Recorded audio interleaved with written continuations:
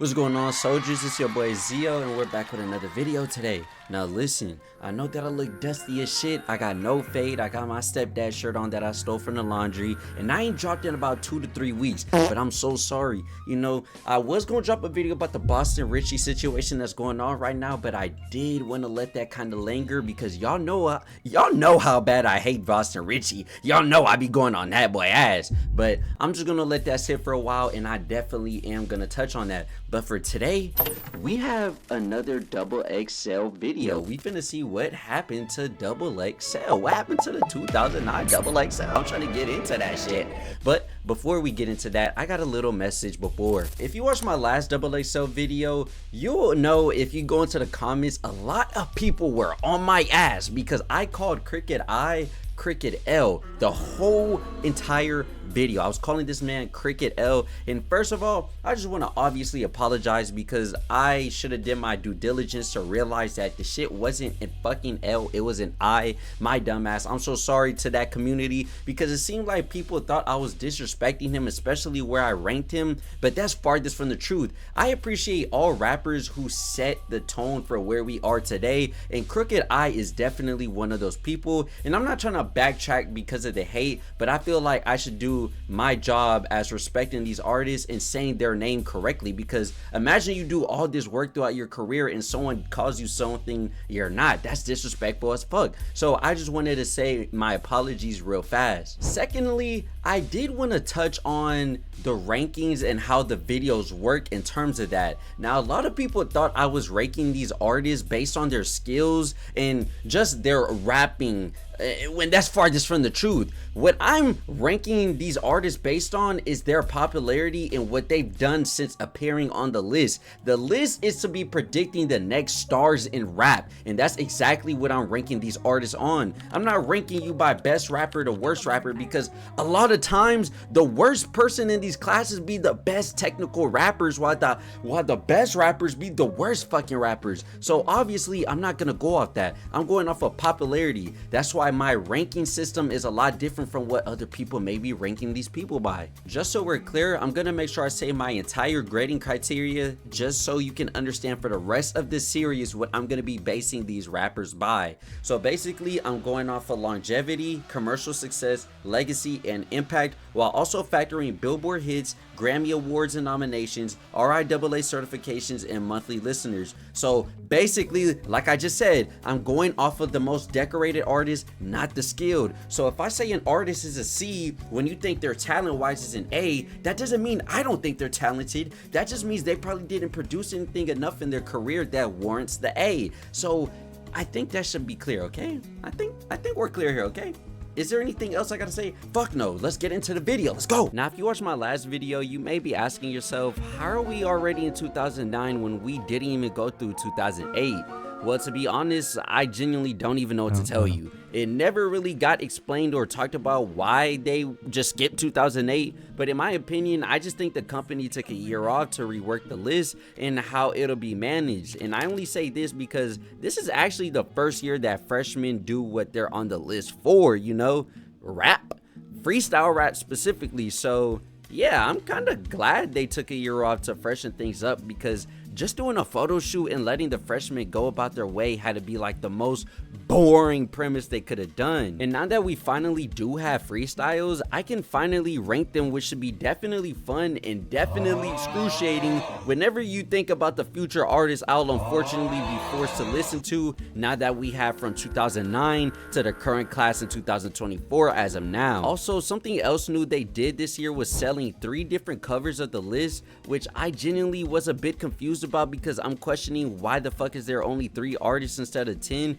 just to figure out they had 3 separate covers for really no reason at all. Now, what I think they should have done if they were going to do this is either one big cover with everyone on it, like, you know, traditionally, or you should have made it each artist get their own cover and kind of sell each issue like it's a collectible for fans. I feel like fans would definitely have went out and bought their favorite artist, but you know, just 3 to 4 artists on multiple covers made no sense to me, and I'm glad they stopped after this year, because that just tells me they definitely got the memo quickly. Now let's get to the class. In terms of 2009, 2009, we had 10 artists with the average age for this class being 4 years younger than the 2007 class, which is 23. Youngest being a tie between Ace Hood and B.O.B at 21, and the oldest being Curren at 27, which is crazy because I didn't think Curren was this old, but hey, you find something new out every day.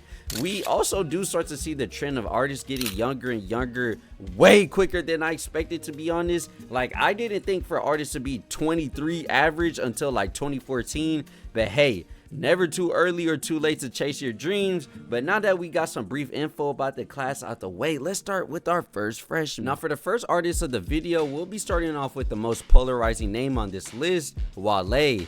Now first off, I just want to talk about this freestyle because the quality back then, though it was 2009 and I understand, you know, technologies only came so far, my guy, this quality is actual dog shit. Like, it's actual dog water. I don't know where they recorded this shit. I don't know what camera they were using, but it's absolutely horrible and it feels so bad to listen to. I will say, I guess the freestyle was nice, but I could barely understand what the hell he was saying. But it was just bro. I don't know, bro. Now, at one point in time, Wale was placed on a pedestal next to Drake and Kid Cudi's of the hip-hop world, impressing lyrical lovers of the genre, while also becoming a legend in his own right, putting the DMV on the map. With the combined effort of touching poetic content and vibrant music, this helped him stand out in the diverse landscape of the early blog era days of rap, allowing him to become the people's choice for the voice of their generation. Now, skimming years later down the line though, Wale does see success today as a creative individual, but the grass wasn't always green, as the trajectory of his career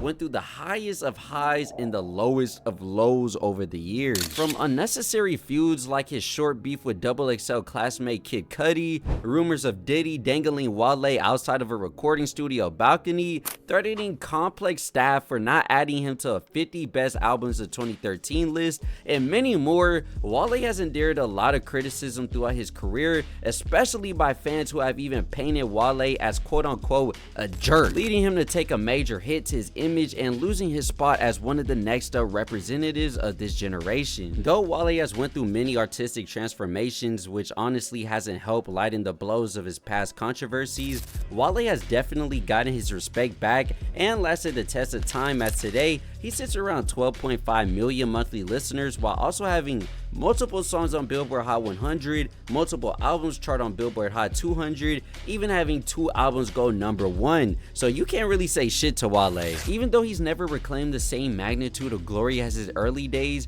recently Wale has built a solid catalog of cult classics that can always be played by his fans and hip-hop listeners forever. So for everything he's accomplished after the list, I'm gonna have to give Wale a solid A-.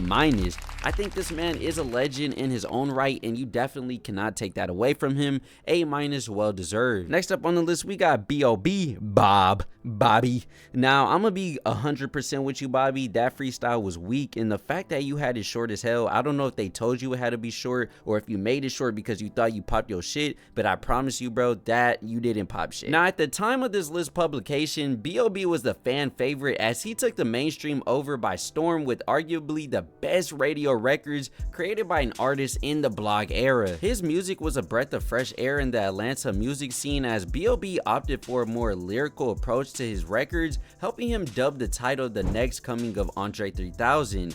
At the time, yes, I know today that sounds so crazy to say, but at the time. Backed by the profound yet controversial Atlantic Records, B.O.B is easily the most recognizable name on this list, with hits like Nothing on You with Bruno Mars that actually charted at #1, Airplanes with Hayley Williams from Paramore that went #2, Strange Clouds with Lil Wayne that went #7, and many more hits. While the Atlanta-based rapper had a monstrous run that lasted more than half a decade, the latter half of his career would be overshadowed by his tinfoil hat online gimmicks, flabbergasting flat earth headlines, and rap beef feud with renowned scientist Neil deGrasse Tyson that would absolutely take a toll on his career. I'm so sorry for laughing, but beefing with the scientist as a rapper had to be the funniest shit I've ever just read. The shift in perception was brutal, as the golden boy in hip-hop that resembled this generation's Andre 3000 would quickly become a shelved afterthought in the years to come. Though B.O.B was still fortunate enough to salvage some of his image to mold an independent path for himself, it's just never been enough to match his undefeated prime run. But even then, we can't just ignore the contributions he made after appearing on this list in his run, and while still boasting an impressive 14 million monthly listeners at this time, having the charting hits and certified records, I'll definitely give B.O.B an A. Though he definitely has fallen off, I think B.O.B has left a legacy within music with timeless hits that could never be forgotten about, and that's not easy to come about as a musician, especially nowadays, so gotta respect it, even if the doofus thinks the world is flat. Now next up, we have the most intriguing what if case of this time period, being Charles Hamilton. Charles Hamilton once wielded the talent and position to turn himself into a generational artist. Though we credit the Kanyes and Pharrells for allowing us to be comfortable in our own skin, Charles Hamilton took it a step further as he embraced his quirky personality that we had never seen take stage in hip-hop. He was a lethal rapper slash producer hybrid that encapsulated a breath of fresh air in the modern hip-hop scene, and with the light shining on Charles, he was on pace to become a star amongst his peers. But as you could tell, things just didn't pan out well. In fact, it went completely terrible for Charles as he dropped from the sky's limit to ground zero instantaneously. If you think rappers nowadays have terrible PR, Charles' reputation took a hit that no artist could ever recover from. Just brace yourself for everything I'm about to tell you right now. First, he was shelved and dropped from his label Interscope in the same year he signed. A video was surfaced of his girlfriend abusing him. He blogged a fictitious relationship he had with Rihanna for like no reason. He named late producer Jay Dilla as the executive producer of his album, even though Jay Dilla had not a single thing to ever do with Charles Hamilton in his life. He would get arrested for punching a police officer. He'd get arrested more even after, while also being diagnosed with bipolar disorder, and he dealt with drug issues. Damn, that's a lot. Just to add a cherry on top of everything already going on outside of the music, inside of the music, his listeners begin to get over the quirkiness of his style enough to completely jump off of any Charles Hamilton bandwagon he had. What could have been a generational defining artist turned into a depressing case of personal struggle and career suicide. Nowadays, Charles sits at a measly 33k monthly listeners with no Billboard hits, no certifications, no Grammy Awards or nominations, and no legacy left to be remembered by outside of XXL. So for this, Charles has to get an unfortunate big fat F. I'm so sorry, bro. Now this next rapper is possibly the most devious one here just because of the consensus surrounding his name, and that'll be Roth, who is a shocking one to say the least. Coined as the creator of hip-hop's least innovative subgenre, frat rap, with his hit song I Love College, Roth is honestly a stain in hip-hop and a stain on XXL altogether. Sorry, but the only saving grace I could give this guy period is helping with the introduction of Mac Miller being pushed into the mainstream later on. But outside of that, Roth was always seen as a perpetrator to me in hip-hop, and you could always just tell by the controversies he would get himself into, like the time he quote-unquote jokingly said he was hanging with some nappy-headed hoes, or the time he called African-American rappers disgusting for them mentioning money in their music. Which is funny because get a load of this guy who deadass raps about the shock value of college parties. Like, yeah, you're so much better, buddy. Funny enough, Roth decided to take another path creatively, separating himself from college pop rapper to now taking an indie musician route, which surprisingly enough has worked out in Asher's favor. His tone has changed drastically from his initial college anthems, as he's able to demonstrate his passion for rap and art more with his recent works. Frankly, many people do still view him as a one-hit wonder who loves college, which is well deserved,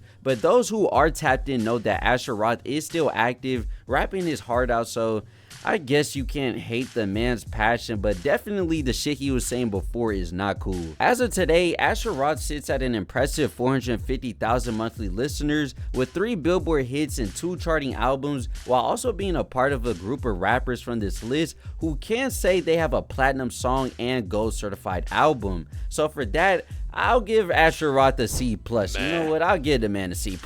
Though he did have a successful career, it definitely peaked around his appearance on XXL, and after 2010, it would go only down and down, but hey, he passed, so good to him. You know, 450,000 independently isn't easy, so fuck it. Unfortunately though, for Cory Gunz, his journey wasn't the same. You see, Cory was the son of former rapper Peter Gunz, who was known for his 1998 hit Deja Vu. So when Cory picked up the mic, people expected for the talent to be passed down from father to son, and just at 14 years old, Cory was so talented with the mic, it rewarded him a major label contract with Def Jam. From there, Jay-Z gifted Cory a feature on a sophomore Rihanna album, and that was basically it. After Jay-Z left Def Jam in 2007, Cory unfortunately got shelved quickly. Firstly, he had creative differences with the label, which then caused for projects to be delayed, and to add salt to the wound, the labels wouldn't even push his projects, so Cory was left with no choice but to leave. Cory ended up bouncing around from label to label until ultimately signing with Young Money Entertainment in 2010. This was also during the time when Young Money was preparing to really lift off the ground and become the next big thing like the predecessor Cash Money Records. Fortunate for Cory, it was fairly easier to gain traction in his career during this time, being around the biggest name in hip-hop, Lil Wayne, and a recognizable brand like Cash Money compared to Def Jam. Shit, they even give Cory his own show called Son of a Gun that followed his career before and after signing to Young Money. However, things didn't really work out all the way for Cory Gunz. Outside of an appearance on the heavily revered Carter 4, Cory wasn't impactful enough on Young Money to garner his own mainstream buzz. And adding the fact he was overshadowed by two of the biggest stars today being Drake and Nicki Minaj, and he also allegedly dealt with shady contracts in the Cash Money headquarters, Cory Gunz would quickly go down the same path he previously experienced with Def Jam. With all these label issues, legal troubles, mental health issues, lack of hits, and a new wave of hip-hop that forced out the purebred lyricist Cory was, he unfortunately was forgotten, and if not for his feature on the Carter 4, being associated with one of the most successful rap groups of all time, and appearing on this list, he may have just been forgotten about. As of today, Cory only has 41,000 monthly listeners, which is crazy considering the fact that his dad, who hasn't had a hit since 1998, has more monthly listeners. So sorry to do this, man, even though you were a charting artist thanks to Wayne, unfortunately, to be honest. I gotta give Cory an F. I will commend Cory for still dropping music to this day, but he definitely is far from the peak of his career. Next on the list, we have Englewood, California rapper Blue, who was actually a standout on this list during the time. Just at the age of 19, Blue was already headlining and selling out his own shows, appearing in winning MTV game show Who Knows the Band, and he was getting flown out to have label meetings with certified industry heads like people from Warner, Def Jam, Interscope, and Grammy Award winning producer Megahertz. But there was something about Blue that was different from most artists at that time, and that was his dedication to staying an independent artist and not selling his artistry to any major. This is very impressive and admirable in my opinion, that he decided to stay true to himself and his beliefs, but it seemed that the industry wasn't too happy about that, because after appearing on the list, it seemed that Blue's career trajectory would completely change overnight. After the success of his Below the Heavens album, Blue would go left and start releasing experimental, unmixed, and unmastered projects that also had no promotion of any kind at rates that would overwhelm people. Paired that with the declining mental health that was worsened by a bad drug addiction, and Blue was eventually homeless at one point. Thankfully, he has happily recovered and he's back on his feet, now a father and well-respected MC in his state. At this point in time, Blue has an impressive 389,000 monthly listeners after a 23-year active career, which really paints the picture on how loyal and strong his fan base has been throughout time. Though he isn't the biggest name on this list and he hasn't accomplished much commercially, I still have to give this man props for saving his own career and his life and going about it the independent way. So I'll give him a C+. I know it's crazy to say all this and this man only gets a C+, but let's remember that I'm going off of the commercial success, not the skills and everything, because this man would be an A easily. Hailing from the Bronx, Mickey Factz as an option for a list of this caliber was a no-brainer. Let's also remember XXL is a New York company, so you know they ass love New York rappers. At the time, Mickey was a key contributor to the blog influence on hip-hop with his unique approach to lyricism, which was a breath of fresh air in the New York hip-hop scene, scene that was dominated by gritty street bangers. I know I'm saying a lot of these rappers were a breath of fresh air from wherever they came from, but I will say XXL did pick some unique rappers at this time, which I have to give props to. Mickey's dense wordplay and assorted bunch of topics were a nice depiction of the New York music scene that nobody else at that time was really making. Though he was projected to become one of the big dogs of the new generation, it sadly didn't go as planned for Mickey, as he never really reached that same pinnacle of his early days. Around the time of appearing on the list, Mickey had just signed to Jive Records, which was honestly a bad decision because the label honestly didn't do anything besides holding back. They literally had no clue on how to market Mickey to the masses because of how unique of an artist he was. The label literally prevented Mickey from releasing his mixtape Mickey Mouse because of, get this, it's being too artistic. And one thing about Mickey is, unlike everyone else on the list, this man had no radio hits whatsoever. Mickey was just more of a by the book MC who was more focused on his craft rather than diluting himself to make radio music. And because of that, Mickey got held back for so long to the point that he didn't end up releasing his debut album till nearly a decade later in 2016. Years after appearing on the XXL list. And let's remember the fact that this is a rapper from 2009 releasing his debut album in 2016.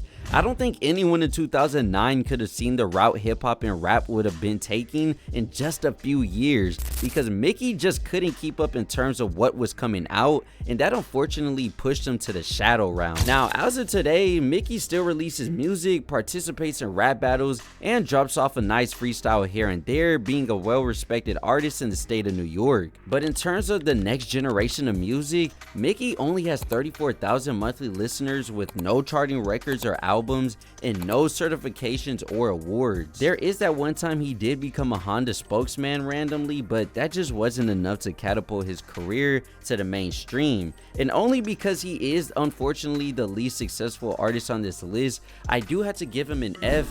But I will tell you right now, this man could spit. He has the rap in his blood, so definitely isn't an F towards his skill set, but just his commercial success. Next up, we have Ace Hood, who unfortunately has such a sad story in this class. His run to the top of hip hop's food chain was such a short but sweet run, bro. During his prime, he was fully backed by DJ Khaled's We The Best imprint, and from there, Ace Hood would quickly become a force to be reckoned with, as he built himself to be this era's most notorious hustler. Stylistically, Ace Hood was the embodiment of street rap, as he took over the game with vigorous street anthems like Hustle Hard and Bugatti, while also keeping his foot steady on a relentless mixtape grind. From the outside looking in, it looked as if Ace Hood would go on to share the same success as the culture's most beloved hustlers, such as a Jadakiss or Cameron, or maybe even a T.I. And while he did completely take over the game for a little minute, literally, his reign was very short-lived. His split from Khaled was that one right hook to the jaw that knocked him out, as certain connections you would think he'd maintain ended up vanishing. And that's the thing, Ace Hood was definitely a big name and on a run, but not a lot of people were actually invested into Ace Hood as a brand. He didn't really have nothing you could grasp onto outside of his music besides his hard journey as an artist. So the transition from hip-hop's hottest name to a fully independent artist when everyone knows making a move like that has ruined so many careers was a very bold one on his end. In my opinion, I will say his music hasn't quite aged the best over time, as rap has of course changed so much, but through time, even though Ace Hood hasn't received much mainstream success, as an independent artist, the number he's put up have been quite impressive. He actually dropped a plethora of songs that have millions of streams and albums that get millions of plays even to this day. Though he may not be at the top anymore, he still sits with a comfortable 1.5 million monthly listeners, really showing how strong of a fan base he has considering his biggest song to date, Bugatti, was released in 2013. And if you really think about it, he worked his ass off to get the recognition from XXL in 2009, then in 2013 he has his biggest hit, in 2020 he also has his second best streaming song, and to this day he's still actively feeding his fans and streaming well for someone who's been in the game for almost 20 damn years. I think 20 plus years. Now, I would give Ace Hood an A any day just for his passion and hard work in this music game while also staying true to himself, but I do have to grade fairly, and because of that, I'll respectfully give him a B.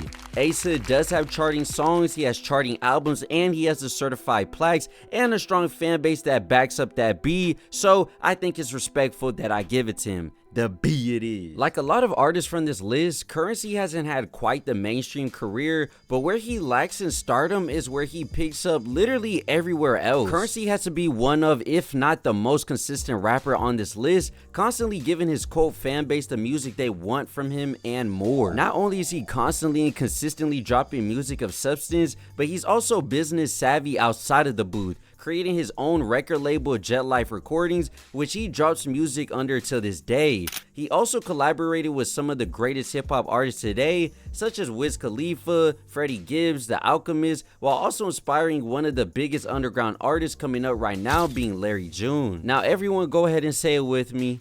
Being a breath of fresh air coming from Louisiana, Curren is definitely in a different league compared to the music coming out nowadays. And I think though he's not the biggest name, he's definitely the most respected on here. And I know I didn't say a lot, but the man's track record speaks for itself. He has a charting song, charting albums, a gold plaque, 2 million monthly listeners, a successful label, and he's been in the game longer than I've been alive. So I have to give this man a B+, because though his stardom isn't bright and he never took the mainstream route as a rapper, he still accomplished way more than most artists can say. So wait, I'm sorry. I'm gonna have to give this nigga an A-. I'm sorry. I know that may be crazy, but Curren is that nigga. I'm giving him an A-. I have to change it. I'm so sorry. I don't even know why I try to do you a B+. A- Curren. Big ups to Curren. I'm sorry. And last but not least, we have the most well-known name from this list, an immediate standout amongst his peers, Kid Cudi. Cudi was honestly the only artist aside from Wale who was really truly projected for mainstream success because he was labeled as the next great, being a Kanye prodigy or protege, I don't know. But the man had an immaculate influence on Kanye's 2008 record 808s and Heartbreaks, allowing his sound to reach the masses before they truly recognized his name. Every artist in the blog era had their quirks and characteristics that allowed them to stand out in an ocean of creatives, but it was clear from off the rip that Cudi was truly a different artist. The heavy use of melodic tones and hooks supported by a well-grounded MC skill set helped pave the way for Cudi to immediately dominate airwaves and become one of the most well-known names in hip-hop. Each name mentioned on this list either had their own run on radio in one way or another, but what Cudi was able to do in this time was truly unique, and it's incredible he was able to sustain a typically unattainable level of longevity even to this day. Like bro, even if you're not a Kid Cudi fan, there's just so many artists who debuted past 2010 who their main influence is, and 9 times out of 10 was Kid Cudi, even if they didn't even realize it. Pairing Cudi's music success as a legend with his success also in the film realm, Kid Cudi is definitely the most well-established name on this list without a debate. Now we do know with the good there's bad, and in recent memory most people may not feel too well about Cudi in this generation because of his beef with Kanye West, his controversial fashion choices, his drama with Diddy, some controversial music drops here and there, and at times it does seem that Cudi has his moments which could really drive people away, but when he's locked in and giving the people what they want, he can drop a hit even to this day. Like bro, the man has 22 million monthly listeners, even though people try and say he fell off. He has countless charting hits, he has countless charting albums, he has countless plaques, he has a Grammy. What hasn't he done honestly at this point? And honestly, I think I could just give this man valedictorian without any thought. Like, are we really about to say he doesn't deserve it? Come on.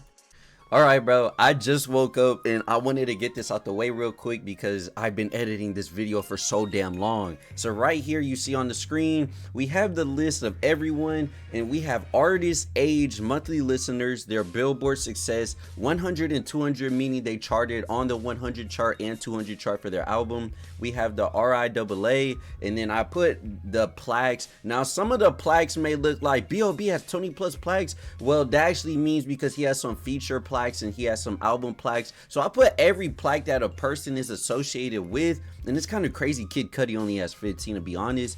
And you see Kid Cudi's the only person with a Grammy, and so he's valedictorian, and you can see everyone else here. So for this class, I put 3 hits in terms of superstars and 7 misses. Now, do I think Currency, Ace Hood, Asher Roth, are they misses in terms of a successful rap career? Fuck no, these are hits. But in terms of superstars who are next up for the generation, it's definitely only these 3. And to be honest, it's really just Kid Cudi and Wale. Some people may know B.O.B still, some people may not. And then we have the average age, which is 23. I said that. And then the class grade was a 62%. And basically how I do the grading is I have a grade calculator and I'll put the A plus, A minus, B plus, C plus, F. And then it'll go, I weigh it by 100. So I weighed it all together and I got 61.7, which is a 62. And then I used the number to put it to a letter grade, and that's a D minus. Now I know some people don't do D minus, some people do A, B, C, F. I understand that shit, but I'm just going off of the number grade. So as we can see here, now I know some people may not agree with my opinion, which I would love to hear in the comments. And I know I'm so sorry that it's taking so long. You gotta understand, bro, I am my editor, I am my script writer, I am the person recording, I am everything, my nigga. I have no help. And I'm trying my best. I'm sorry my camera's glitching. I'm literally using my phone off my Wi-Fi. My Wi-Fi is so ass. But I'm literally trying my best to be as consistent as possible. And y'all know I love y'all, bro. Like, literally, I genuinely appreciate everything that's been going on. I appreciate all the love that's been going on with the last XXL video, the ranking video. I see that y'all fuck with me as a personality when we're talking. So I really appreciate that. And I promise you, I'm going to try my best and my hardest to really give y'all what y'all want, because bro, I'm losing it. Like, I don't want to lose my momentum again. I really don't. So this, I promise, bro, I'm trying. This is my last time to where I'm gonna take like a month break and disappear on y'all and go mysterious. I promise I'm not trying to be mysterious. I got work, I got family issues, I got all type of shit going on. But if you made this far into the video, I appreciate you. I love you. Thank you for watching. Genuinely, I know this is a long ass video, but I know y'all love long videos. And some people think my voice is soothing. Some people think I sound fucking stupid. And hey, I understand all of it. So it's been your boy Zio, the Lieutenant, signing out. Love y'all. Stay cool. Be safe.